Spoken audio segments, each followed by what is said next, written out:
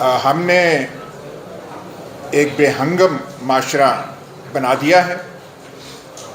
میری زندگی میں ضیاء الحق کا جو پاکستان تھا اس کی آبادی 10 کروڑ تھی۔ ہماری زندگیوں میں وہ 10 کروڑ 24 کروڑ بن چکی ہے۔ یہ درست ہے کہ آج ہم بات کرتے ہیں فوج کی ادارہ داری کی، یہ ہے، اور ہم اسے کہتے ہیں یہ ارتقا ہوا ہے، لیکن وہ جو پرانے زمانے تھے تب بھی اپریٹس، آپ چاہے فوج کا کہیں چاہے ریاست کا کہیں، موجود تھا، لیکن اتنا پھیلا ہوا نہیں تھا جو آج ہو چکا ہے۔ یہ کبھی نہیں ہوتا تھا سیکٹر کمانڈر فلانا اور ہر ضلعوں میں ایک اپریٹس ہے۔ ہمارے زمانے میں، ایوب خان کے زمانے میں، پوری چکوال تحصیل میں اسپیشل برانچ کا ایک سب انسپیکٹر ہوا کرتا تھا، تمام رپورٹنگ پوری تحصیل کی۔ اور تب سیاست بھی بڑی ہلچل تھی، فاطمہ جناح صاحبہ کی پریزیڈنشل کیمپین بھی تھی، لیکن وہ ایک آدمی رپورٹ کرتا تھا۔ آج آپ تحصیلوں اور ضلعوں میں جائیں، لاہور اسلام آباد کو چھوڑیں، تہہ در تہہ سیکیورٹی سرویلنس، سیکیورٹی مانیٹرنگ اور رپورٹنگ کا سلسلہ بن چکا ہے۔ جہاں پہ اتنی امبیلنس ہو جائے، معاشرہ جو ہے اس کا ارتقاء ایسے ہو کہ ایک ستون یہاں تک پہنچ جائے، باقی یہ ہوں، تو پھر آپ کے الیکشنز انجینئرڈ ہوں گے، ان میں انٹرفیئرنس ہوگی، کینڈیڈیٹس وہیں سلیکٹ کیے جائیں گے اور سیاسی پارٹیز کو پذیرائی وہیں سے ملے گی جب تک یہ امبیلنسز آپ کے معاشرے میں رہیں گے۔ وہ جو 2018 کی انہوں نے ذکر کی الیکشن، ہم نے بھی دیکھا کیسے کینڈیڈیٹس آتے تھے، کیسے جاتے تھے، پر یہی ہوتا رہا ہے۔ نون لیگ کے ساتھ بھی یہی ہوتا رہا ہے، باقی جماعتوں کے ساتھ یہ ہوتا رہا ہے، کنونشن لیگ۔ تب اتنا اسٹیٹ کا اپریٹس کنونشن لیگ کے زمانے میں اتنا سوفسٹیکیٹڈ یا اتنا آل پرویسو نہیں تھا جو آج ہو گیا ہے۔ تب یہ کوئی ڈی جی سی اور ڈی جی فلانا اور یہ جو ہے اتنا لمبا چوڑا نہیں تھا۔ آئی ایس آئی بھی چھوٹا سا ادارہ تب تھا۔ غلام جیلانی خان جب اس کے ہیڈ تھے، بھٹو صاحب کا عظیم کارنامہ ہے کہ اس میں جو انہوں نے پولیٹیکل ونگ ایک پیدا کیا، وہ بھی چھوٹا سا ایک وہ چوزوں والی نرسری تھی، پھیلتی پھیلتی، پھر آپ اس کا شکر ادا کریں افغان جہاد کا کہ پیسے آتے گئے اور وہ پھیلتا گیا پھیلتا گیا۔ آج کل فزیکلی اتنا وہ بڑھ چکا ہے، تو یہ ہم نے کر دیا ہے۔ سیاست اس کے تابع ہو گئی ہے، کیونکہ وہ ایک کوئی پنڈ کا کوئی بہت بڑا چودھری ہو تو باقی مظاہرے شظاہرے پھر نیچے آ جاتے ہیں۔ تو یہاں پہ صورتحال جو ہے اب یہ ہے، انہوں نے گرفتاریوں وغیرہ کا تو ذکر کیا، لیکن یہ رواج پہلے نہیں تھا کہ جس کو چاہا اٹھا لیا، جس کو چاہا غائب کر دیا۔ یہ اس لیے ہے کہ وہ کر سکتے ہیں۔ پر یہاں جو موضوع ہے فریڈم آف ایکسپریشن کا، یہ جو ہم کہتے ہیں حق اور صداقت کی آواز، حق اور صداقت کا علم، ہاں پاکستان میں ہمیشہ بلند ہوا ہے، لیکن کچھ احتیاط کے ساتھ۔ احتیاط ایسے کہ ریاست آپ کی بنی تو کئی چیزیں جو ہیں اس پہ رائے زنی، لبوں کو آپ استعمال نہیں کر سکتے۔ قیام پاکستان پہ بحث نہ ہو سکتی تھی، نہ آج ہو سکتی۔ جو ہمارے اکابرین ملت تھے، ان کے بارے میں آپ تنقیدی جائزہ کرنے کی کوشش کریں تو اس کی اجازت نہ تھی، نہ آج ہے۔ آپ کھولیں تو لوگ کہیں گے اور بھائی اس کو یہ موضوع نہ چھیڑیں، اس پہ ایک اتفاق رائے ہے، اس اتفاق رائے کو نہ آپ کریں۔ ظاہر ہے اسلام پہ کبھی بات نہیں ہو سکی۔ آئین ہم نے بنانا تھا، بناتے رہے، ہم ترتیب دیتے رہے قرارداد مقاصد کو، لیکن ہم نے کہا وہ بھی ہم بڑا کارنامہ کر رہے ہیں۔ چلتے چلتے جو آج کل کا جو معاشرہ ہے، 295 کے بارے میں میرا خیال ہے زیادہ کھل کے بات نہیں ہو سکتی، اور ہم نے بہادر سے بہادر وکلا بھی دیکھے ہیں جب 295C کا معاملہ ہو تو پیر تھوڑے سے پیچھے آ جاتے ہیں اور کئی موکلوں کو تو لیگل کاؤنسل ملتا ہی نہیں ہے.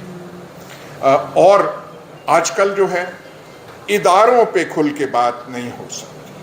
وہ ہم کہتے ہیں کہ ارتقا ہوا ہے، ہم نام بھی نہیں لے سکتے. ہم جو ٹی وی پہ بیٹھے ہوتے ہیں کبھی ہم کہتے ہیں ادارے، کبھی کہتے ہیں مقتدرہ، کبھی کہتے ہیں اسٹیبلشمنٹ. نام وہ نہ لیں جو لیٹسٹ فرمان جاری ہوا ہے، اور وہ کل پرسوں ہوا ہے، پرسوں ترسوں ہوا ہے.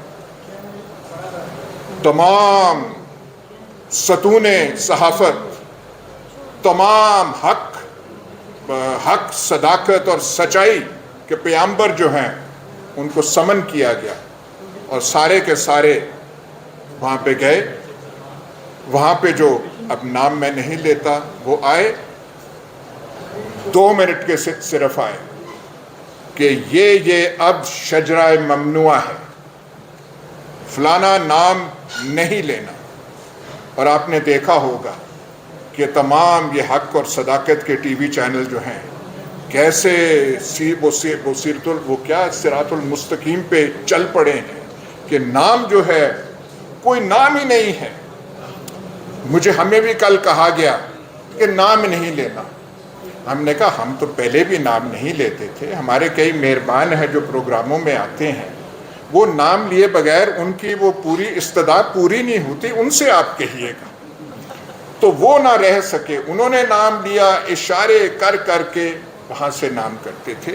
تو یہ پاکستان کا جو ہے یہ بن چکا ہے. لیکن میں ایک چیز، زیادہ لمبی بات نہیں میں کروں گا، فریڈم آف ایکسپریشن، یہ جو ہم کہتے ہیں کہ سن 47 سے یہ تھا، اور جو آج کل ہو رہا ہے، بغور اگر ہم دیکھیں تو جس قسم کی ریاست ترتیب 1947 میں ہوئی تھی، اس کے یہ پرابلمز اس میں پنہاں تھے.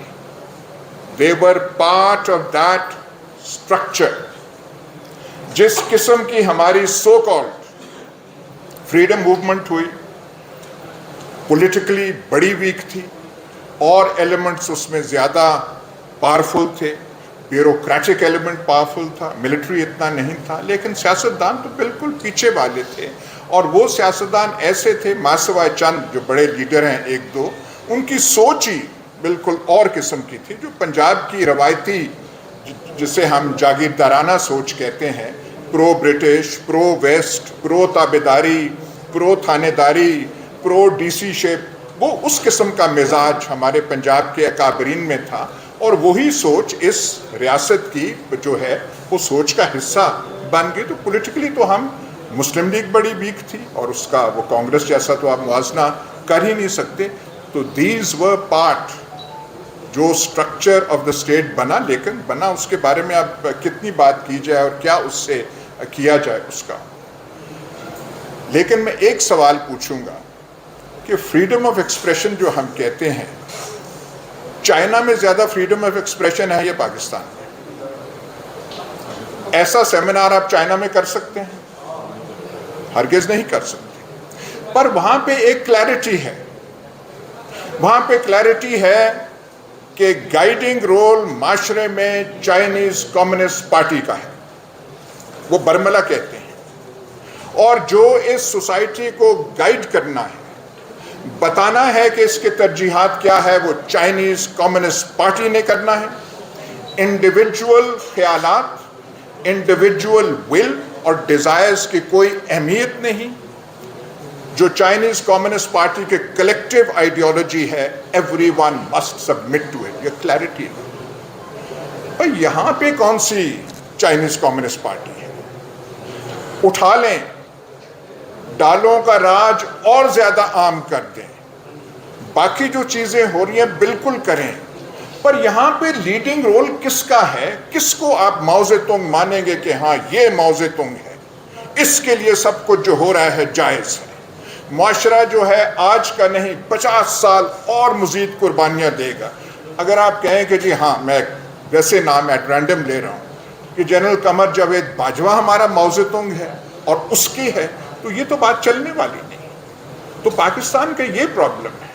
آپ یہ زور زبر ایسے کرتے ہیں، کوئی بتائیں تو صحیح، آج تو بتائیں 75 سال کے بعد، اور ہمارا جو 75 سالہ زندگی ہے چائنا سے زیادہ ہے، وہ تو 49 سے تھے، ہم 47 سے ہیں، کہ یہاں پہ کیا کرنا ہے، یہاں پہ کون سی ترجیحات ریاست کی ہونی ہے، لیڈنگ رول کس کی ہے، وہ جو ہے یہاں پہ بالکل بلینک اور والیوم ہے، جو آتا ہے وہ اپنی مرضی کرتا ہے، اور جس قسم کا ہم نے معاشرہ بنا لیا ہے جس میں اونچ نیچ کے اتنے ہیں، ہر شہر جو ہے 2 حصوں میں بٹا ہوا ہے، ایک وہ جو سوکھے علاقے ہیں، ایک جو ہیں بیچارے جو قدیم علاقے ہیں، پرانے علاقے ہیں، اس میں پھر جتنی فریڈم آف ایکسپریشن ہے، میں